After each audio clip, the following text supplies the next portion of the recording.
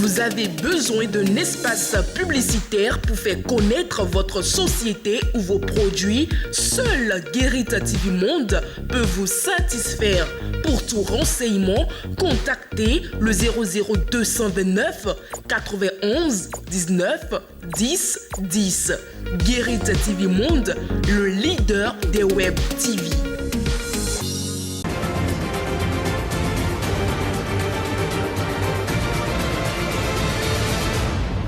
Guérit TV Monde, le leader des web TV au Bénin.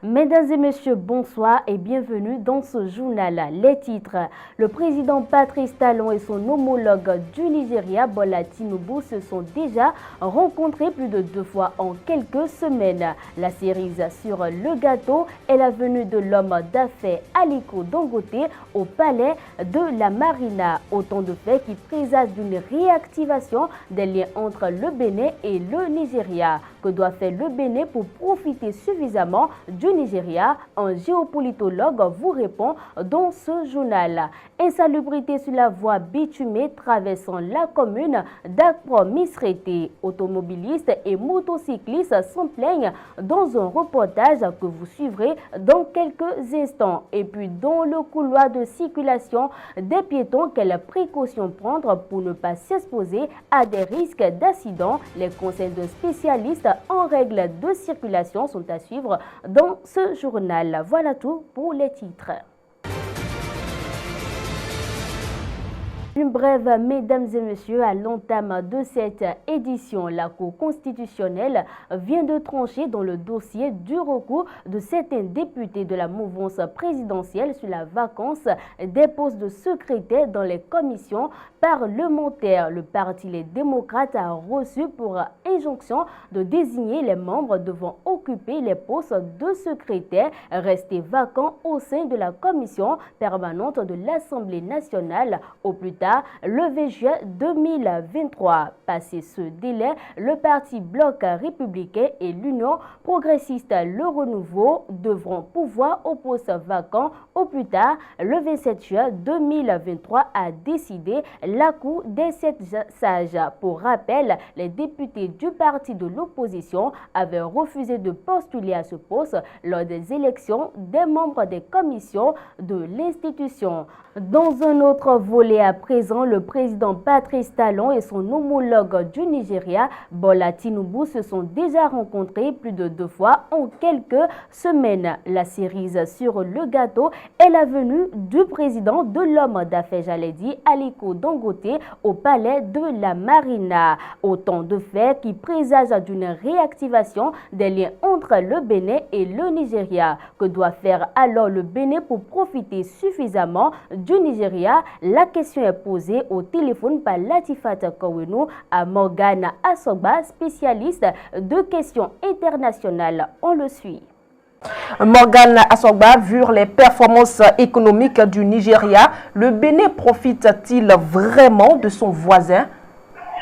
Pour profiter du Nigeria, il faut déjà avoir un ensemble de facteurs de développement essentiels. Vous savez, le Nigeria, c'est 200 millions au moins, un marché de 220 millions de consommateurs, et il y a un niveau d'infrastructure assez important qui attire les investisseurs d'un peu partout.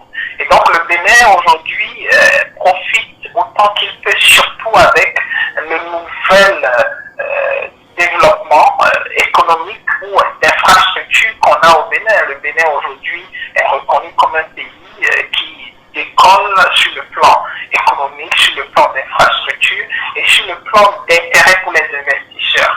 Et donc le Bénin est en train de mettre en place tout ce qu'il faut pour non seulement profiter suffisamment du Nigeria, des opportunités qu'offre le voisinage avec le Nigeria, mais surtout aussi l'attrait que le Bénin fait aujourd'hui pour les investisseurs avec en ligne de pointe la zone industrielle de développement. Je pense que de Glodivé, je pense qu'avec tout ce qui est en train de se faire au Bénin, il y a de fortes chances que le Bénin profite davantage de sa relation avec le Nigeria, mais il serait vraiment audacieux de dire que le Bénin va profiter entièrement, parce que c'est du donnant-donnant.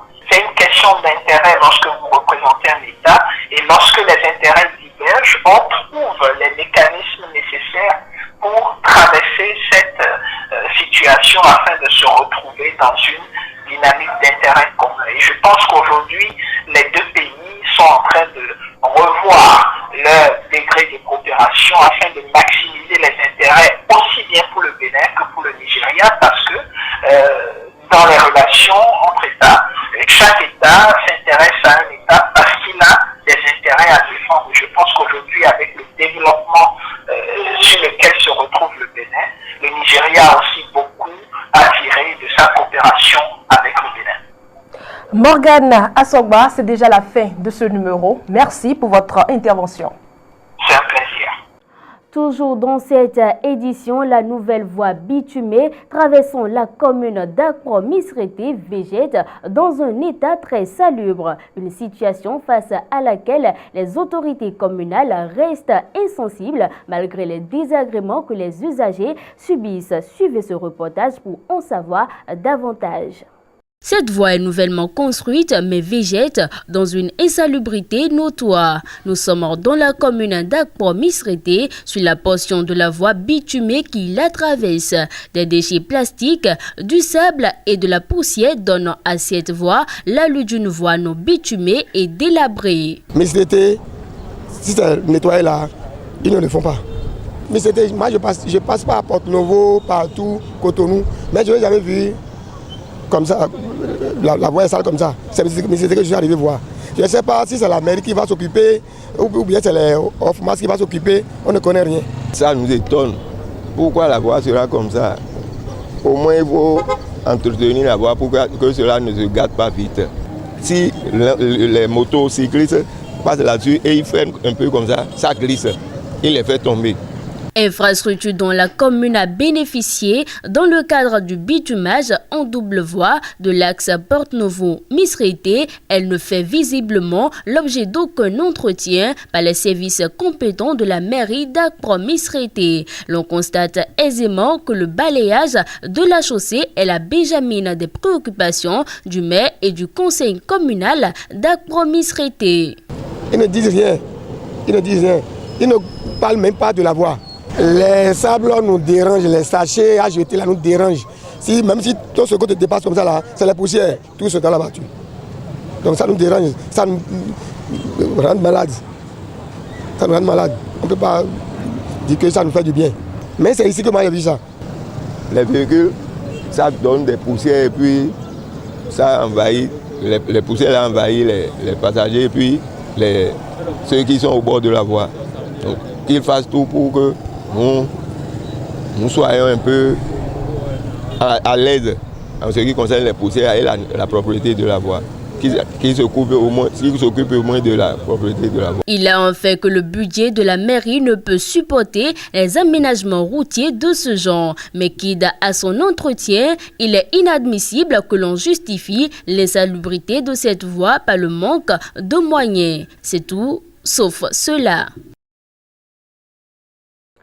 Des piétons victimes d'accidents de circulation, on continue d'en dénombrer. Le dernier en date du mercredi 12 juin 2023 à Porto-Novo avec un mort enregistré interpelle la conscience collective. La règle qui consiste à marcher face au danger semble de plus en plus bafouée par les piétons. Ce reportage est fait pour éveiller la conscience collective. Suivons ensemble. En circulation sur les axes routiers, les piétons disposent d'un couloir de marche. Le sens dans lequel la marche est faite peut permettre de subir ou d'éviter le danger. Une notion élémentaire peu connue du public qui peut pourtant sauver des vies. En circulation, le piéton doit marcher du côté droit selon moi. Quand il emprunte le sens opposé, il peut avoir danger.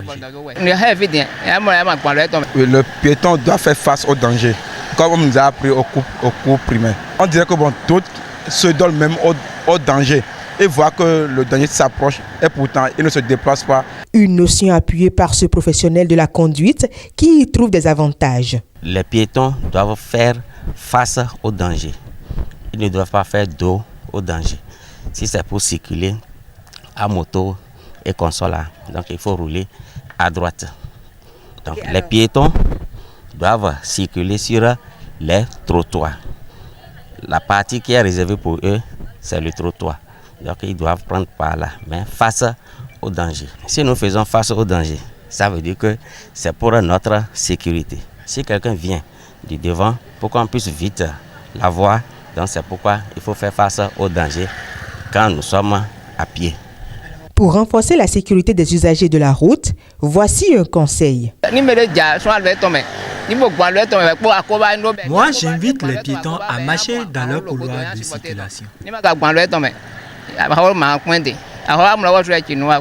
Le piéton doit marcher dans sa...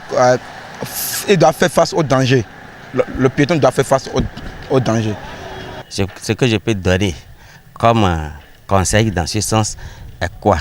Donc chaque fois, il faut qu'on se rappelle de ça pour notre sécurité. Si quelqu'un vient du devant, pour qu'on puisse vite la voir, donc c'est pourquoi il faut faire face au danger quand nous sommes à pied.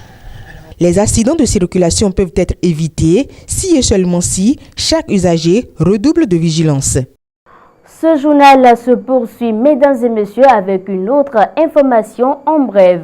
Au Bénin, 405 patients ont bénéficié d'une évacuation sanitaire ces 3 dernières années. Les coûts annuels de ces évacuations s'élèvent à 1,6 milliard de francs CFA. Les données ont été présentées par le ministre de la Santé aux députés de la 9e législature ce 12 juin 2023 lors de la séance plénière consacrée à la question orale avec débat du député Dakpe Soso sur la qualité des prestations du CNHU de Cotonou. Nous verrons dans un autre aspect de ce journal un fait de société s'évite dans ce journal aujourd'hui. Des couples sans enfants du fait de la stérilité de l'un des partenaires existent. Cette situation engendre parfois des divorces dans notre société. Alors, pendant combien de temps peut-on vivre dans un ménage infécond avant d'avoir un enfant? Selon qu'on est homme ou femme,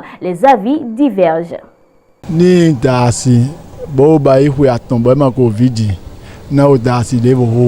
Après 3 ans de mariage sans enfant, je vais me remarier. Chez moi, il n'y a rien de compliqué. Je dois faire honneur à mes parents en leur donnant de petits-fils.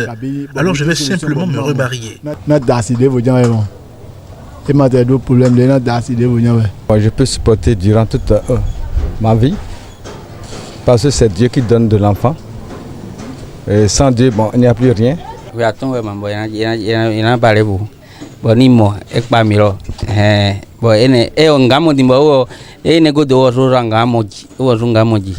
je pourrais patienter 5 ans. Après, je vais me remarier et chercher des enfants chez une autre femme. Je pourrais le faire et la venue du bébé portera chance à ma première femme. En le faisant, je le fais par amour, car j'ai besoin d'héritiers et je vieillis aussi.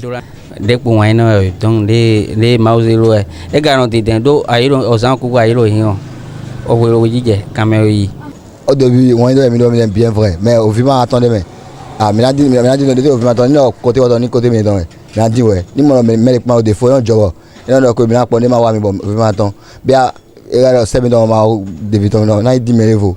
Chez moi, c'est simplement après 15 ans de mariage, sans enfant, que je vais sortir chercher un plan B. Je dois agrandir ma famille et c'est à travers les enfants. Je ne veux pas abandonner la première, mais elle sera secondée. Si elle veut faire du bruit, alors je vais lui cacher l'existence de cet enfant.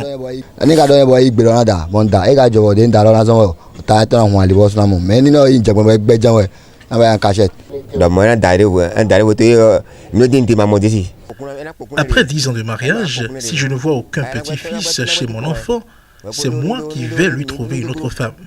Il doit perpétrer notre lignée.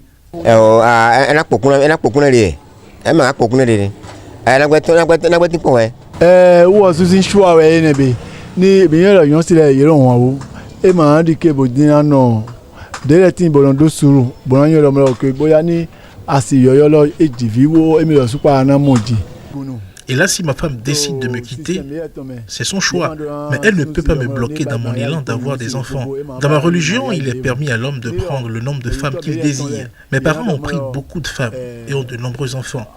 Je dois aussi en faire autant. Les enfants sont très importants pour moi. Alors, une femme qui n'en fait pas sera mise de côté pour voir ailleurs.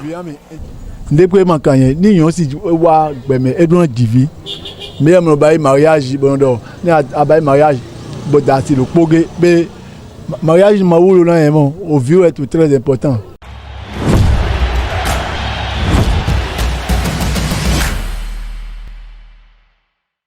Les informations sportives à présent avant de boucler la boucle.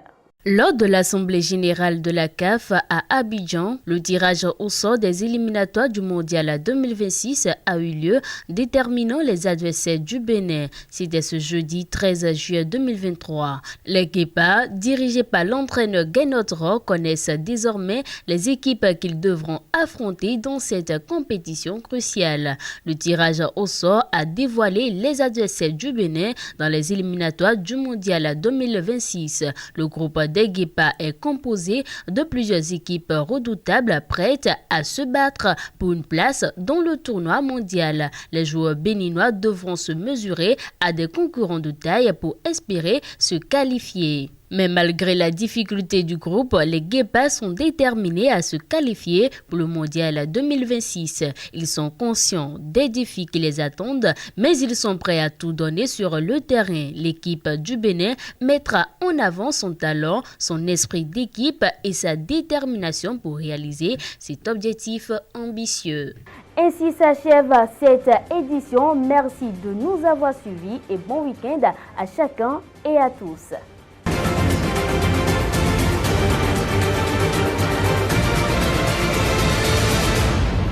Guérit TV Monde, le leader des Web TV au Bénin.